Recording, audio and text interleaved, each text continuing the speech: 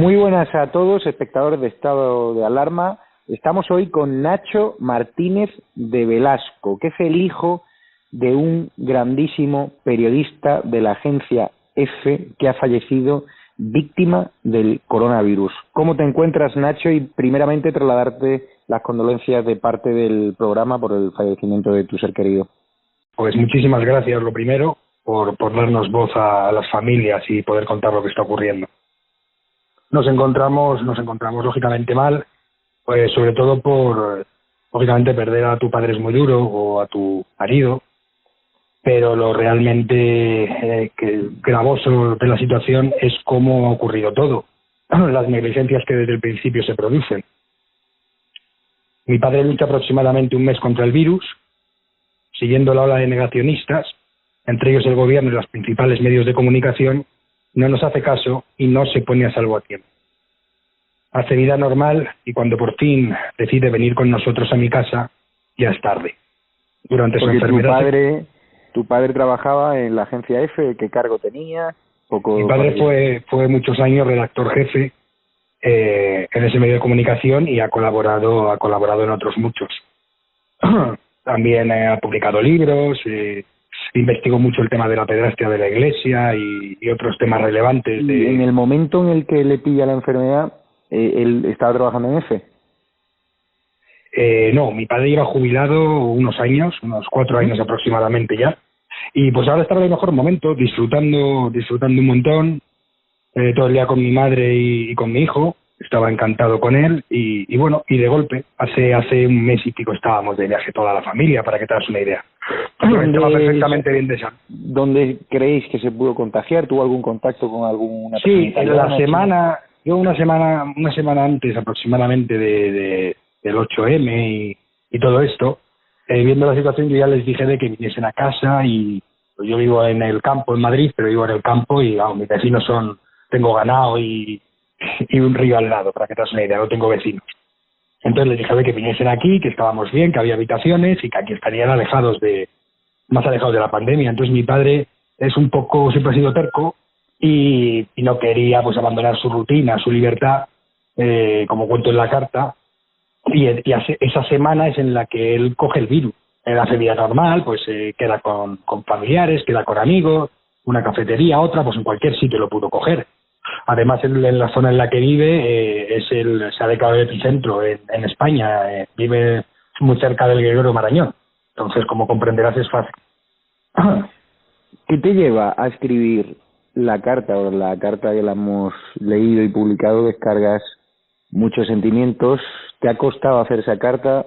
¿Se ve mucha impotencia? ¿Por qué la escribes? La carta, bueno, siempre en mi familia hemos tenido eso de escribir muy presente por mi padre y por mi madre. Y bueno, creo que además por su profesión y su trayectoria, pues no merecía menos. Que es lo que hubiese hecho él, sin más. Él hubiese contado la verdad y hubiese luchado hasta el final.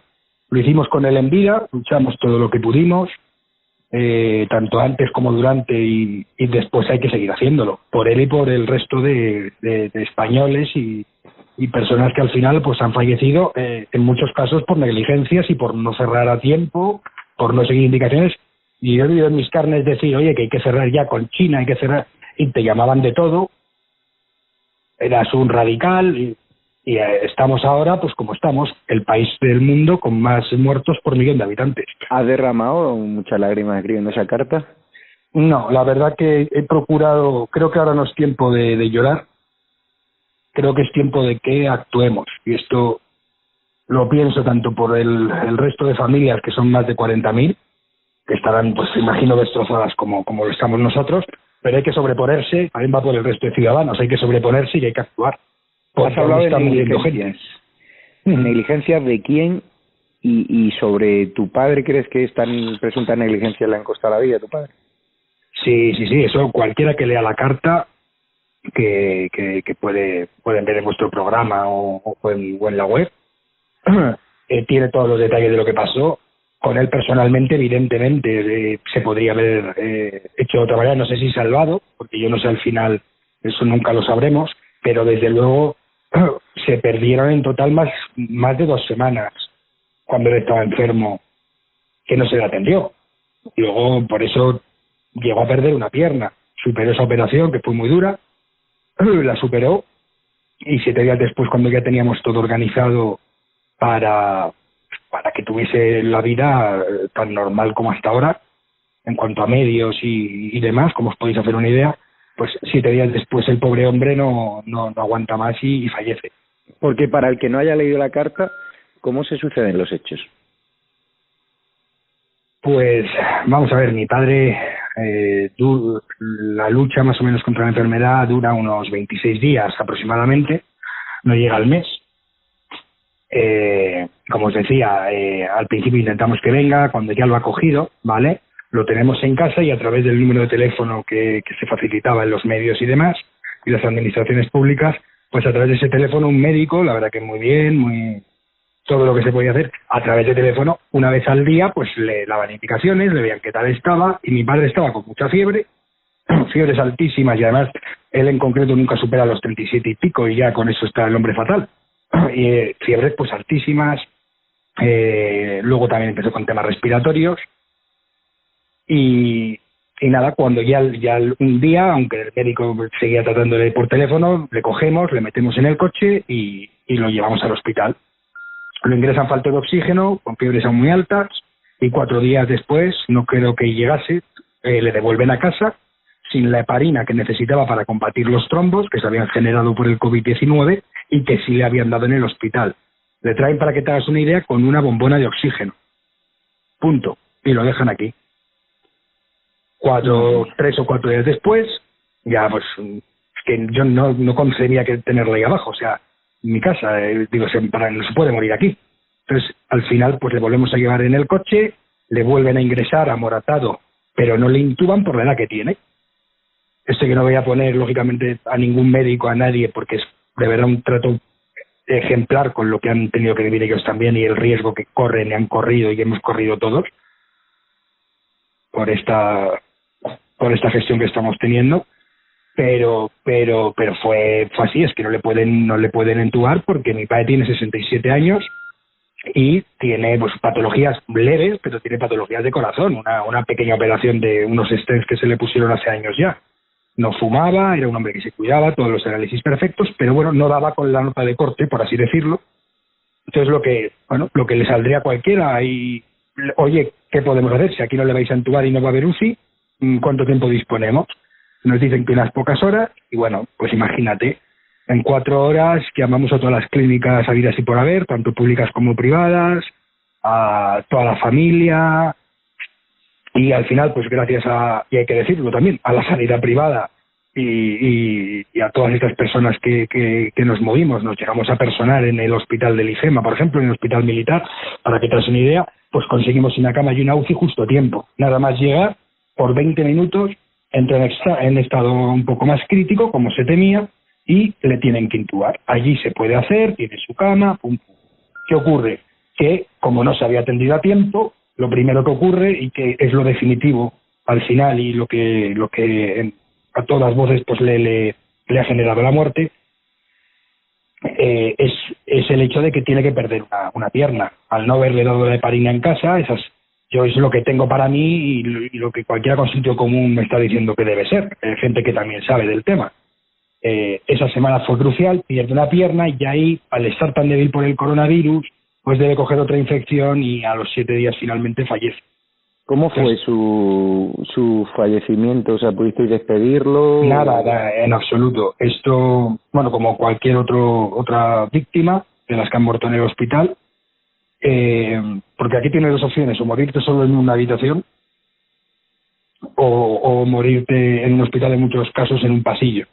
Mi padre, gracias a Dios, no tuvo eso, pero murió solo, sin poder verle. Yo sí le vi el día que le conseguimos esa ambulancia entre todos, esa UCI móvil, para llevarle a la UCI a la privada, y ahí pues le pude, la abracé, la verdad que me saltó un poco el protocolo, me daba lo mismo, luego me puse en cuarentena yo mismo 15 días aquí en mi domicilio que me lo permite, y nada más, ese abrazo. ¿Pero qué sentido tiene que no os podáis despedir de vuestro ser querido? Cuando a ver, eso al final se salta la cuarentena, Pablo Iglesias, se salta la cuarentena, gente que está trabajando y gente que va al supermercado. Es decir, ¿qué sentido tiene que no haya cortejo fúnebre aunque sean más reducidos, que no dejen de pedir a tu padre? Bueno, a ver, lo primero, yo lo que quiero dejar claro, lo primero es, tanto por respeto a mi padre como a las más de 40.000 víctimas mortales y sus familias, que no me importa el color político. Voy a ser muy claro, pero lo sería de igual forma con cualquier otro gobierno que hubiese actuado así, fuera cual fuese su partido político. Eso sí que quiero que quede claro. ¿Qué sensibilidad tenía? Yo siento repugnancia de cosas que he visto, de lo que dices, de que la doble vara de medir que estamos ya tan acostumbrados, por desgracia, en este país, de tú no puedes, pero yo sí, de cómo se ha puesto en riesgo a la gente pero sabiendo... Mi padre, ideológicamente, ¿dónde lo situaría? Porque, claro... Mi padre no estaría situado donde estoy yo, todo lo contrario, pero siempre ha sido bueno, es que además lo puedo decir porque cualquiera que le conozca, que es muchísima gente, o que haya podido leerle y demás, pues lo sabe, era una persona más de izquierda, una persona de la izquierda de verdad, de cuando ahí sí te metían en la cárcel, porque mi padre sí vivió esa época, no estos que tanto hablan ahora, cuando de verdad era un problema ser periodista y de izquierdas en este país, pero era una buena persona. Entonces con eso puedo dejar claro que las acciones que se estaban cometiendo y demás no estaba en absoluto de acuerdo, y sentí una profunda pena por la situación a la que estaba llevando al Partido Socialista, que era un partido al que pues entiendo que habría tenido cariño, y la situación que estaba llevando al país y a todos nosotros. ¿El voto al PSOE en las últimas elecciones, por ejemplo? Eso no lo sé, y tampoco lo compartiría, lógicamente, por respeto a mi padre. No, pero simplemente por saber si era un socialista. Yo lo que te puedo decir que... Actual...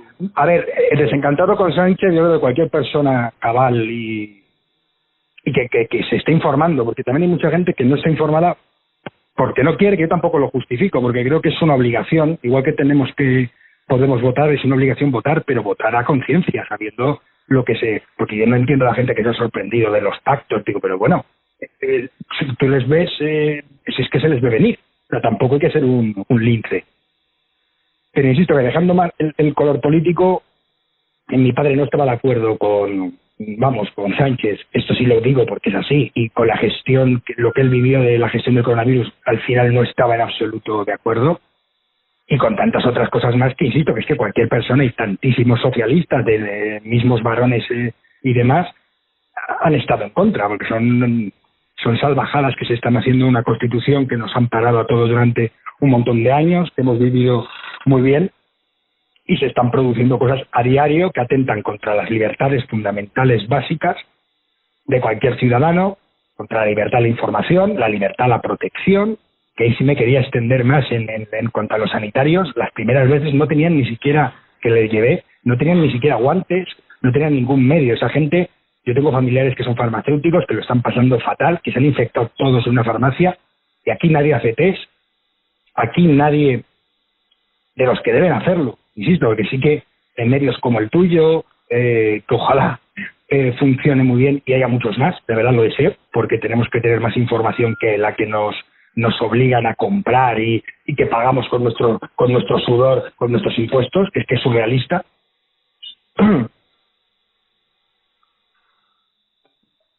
Y preguntarte, ¿vais a tomar algún tipo de acción legal?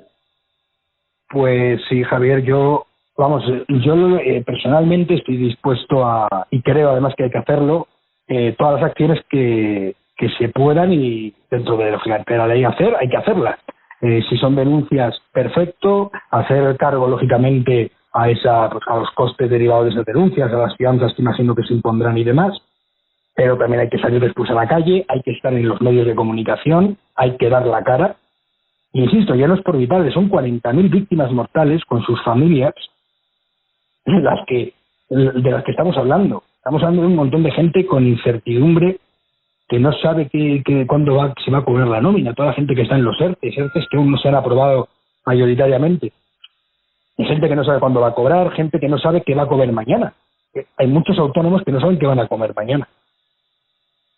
Entonces, debemos dar la cara. Yo estaré allí donde pueda colaborar, insisto, donde me digáis, pero creo que esto depende de mucha más gente, ¿eh? Aquí ya no son solo las familias, porque esto va ya no solo es el COVID y los 40.000 fallecidos, es es que es nuestra libertad y es que esto podamos seguir hacia adelante como país y volvamos a tener una empresa común. No podemos estar cada uno tirando hacia un lado y destrozando algo que mi padre y tantos otros, es que se han jugado la vida para que tengamos eso.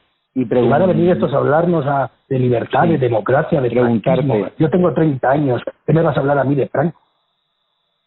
Y he leído más que cualquier político de estos, de Franco y de la República y de la Guerra Civil. Lo que tenemos es que pensar ya en volver a estar unidos, en que evidentemente claro que tenemos enemigos exteriores e interiores, y debemos estar unidos para todo lo que nos ocurra. Y si en octubre hay un repunte de la enfermedad, y ya hay expertos que lo están diciendo y se está volviendo a obviar a los mismos que nos alertaron de esto, gente como Muchas Jiménez, que están avisando que en octubre puede haber un repunte. No tenemos mascarillas.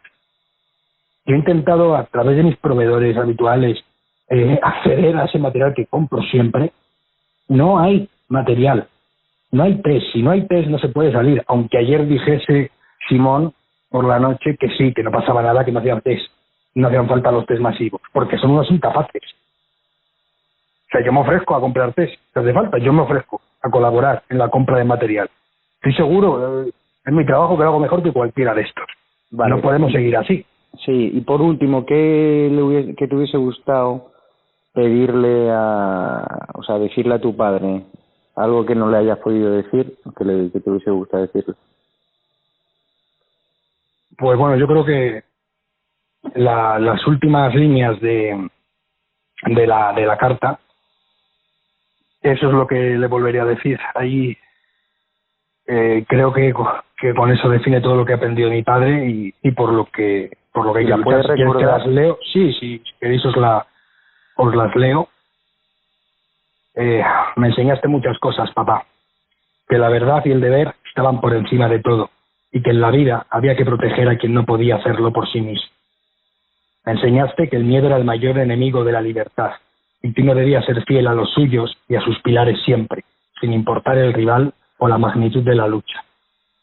Juro, padre, que enseñaré a tu nieto quién fue su abuelo y que veré pagar la factura a quienes que por su competencia y mediocridad nos despojaron de ti para siempre y de esos 40.000 españoles a los que también lloramos. Te amaremos siempre, papá. Pues muchísimas gracias por tu momento, darte todo nuestro apoyo al canal de Estado de Alarma y que vuestra casa y seguiremos poniéndole rostro y voz a las familias que estáis destrozadas no solo por el coronavirus sino por una pésima gestión del gobierno. Muchísimas gracias, Nacho. Muchísimas gracias, Javier, a ti y a todo el equipo, de verdad, por la labor que estáis haciendo y ojalá, no quiero que crearos competencia, pero ojalá sí que os salga mucha competencia y muchos más den un paso adelante, que es lo que nos toca a todos ahora. Muchísimas gracias, un abrazo muy fuerte.